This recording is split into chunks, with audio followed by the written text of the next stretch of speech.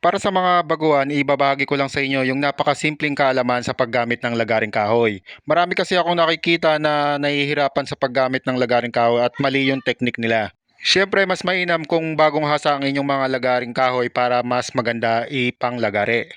Una lang natin gawin ay ilapat natin ang ating daliri para makalangan natin ang lagari at mailagay ito sa tamang pwesto. At dapat ang unang hagod ng inyong lagari ay pahila pa atras, hindi pasulong. Kasi kapag kapasulong ay madadamage nyo kagad ang kahoy. At kapag ka inunday nyo na pasulong ang lagaring kahoy, doon nyo siya lalagyan ng diin.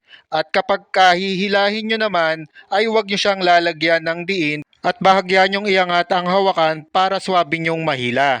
Kaya kayo mabilis mapagod sa paggamit ng lagaring kahoy ay parehas nyo kasing nilalagyan ng diin ang pasulong at patras. Saktong diin lang ang ilagay nyo pasulong at hayaan nyo ang mismong talim ng lagaring kahoy ang gumawa ng kabuoang trabaho.